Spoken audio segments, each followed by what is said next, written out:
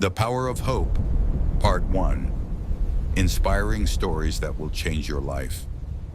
In this first part of The Power of Hope, join me, Ranjith, as I share powerful stories that reveal why hope is the strongest force in life. From a bird flying over the ocean, to Viktor Frankl's survival in war, to the silent growth of the bamboo tree, and the determination of a marathon runner, you'll see how hope transforms weakness into strength. The first story, The Bird Over the Ocean. In the early 20th century, there was a little-known experiment conducted by a European scientist.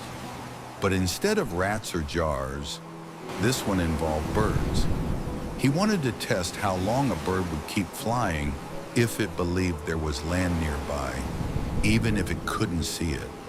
The results were astonishing. The first bird, when released into the open ocean, circled for a while, then quickly dropped into the waves. It gave up, as if it knew there was no hope. But the second bird was different. Before releasing it, the scientist had given it a moment of rest, food, and shelter on the ship. Then he set it free. This time, the bird flew for hours, tirelessly scanning the horizon, believing it might find land again. What changed? Hope.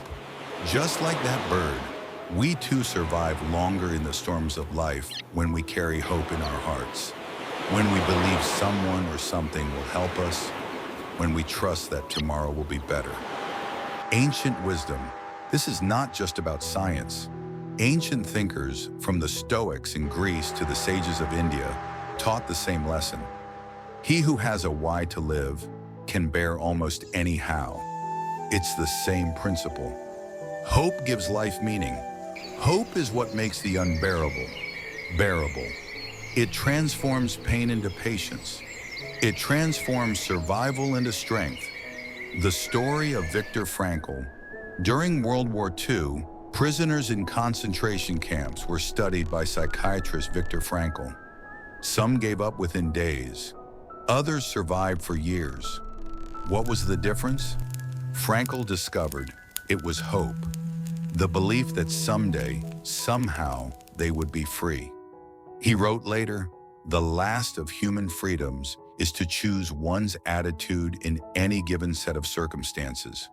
Those who had a dream, a loved one waiting, a book unwritten, a prayer unanswered, survived far longer. Hope gave them a reason to endure. Modern life lessons. Now, let us turn from history to today. Think about your own life. Maybe you're struggling with exams. Maybe you're drowning in debt. Maybe your heart is broken. That's your jar. That's your ocean.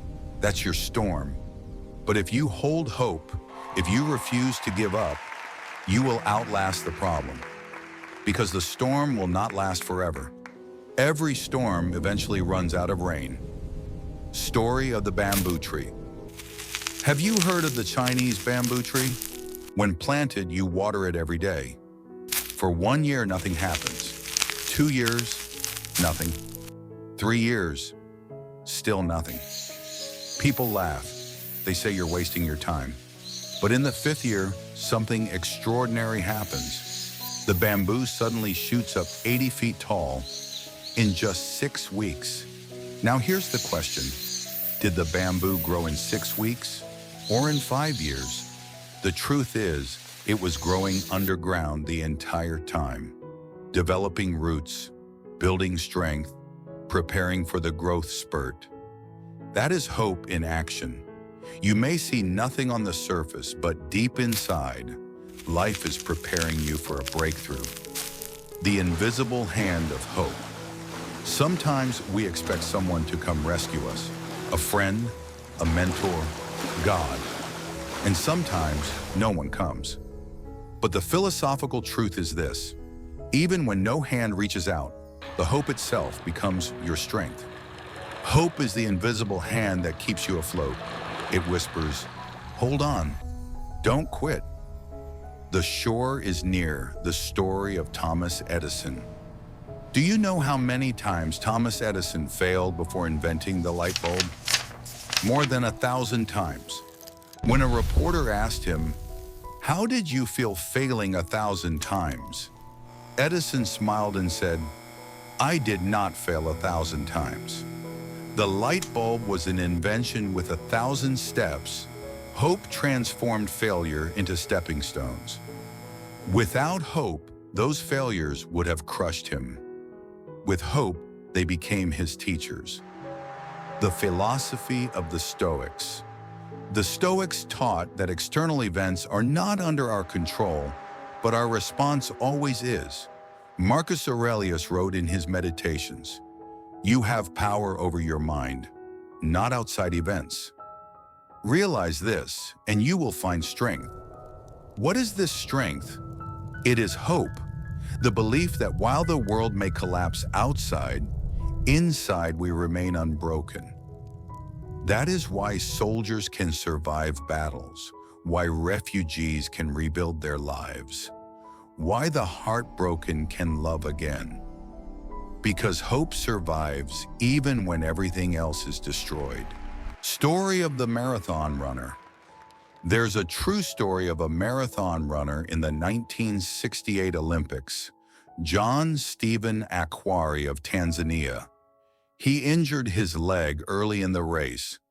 Most expected him to quit, but hours after the winners had finished, he limped into the stadium, bleeding, exhausted, but still moving.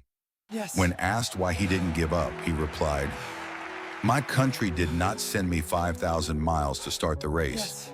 They sent me to finish it." That's hope, not the hope of winning, but the hope of finishing. And sometimes finishing is the greatest victory of all. But hope doesn't only appear in Olympic stadiums or grand experiments. It lives in our daily lives, in the smallest choices, in the whispers of tomorrow. In the next part, we'll explore how hope shows up in everyday struggles, in great inventions, in ancient philosophy, and in the little acts of kindness that can change the world. Don't miss it, because the journey of hope is only half told.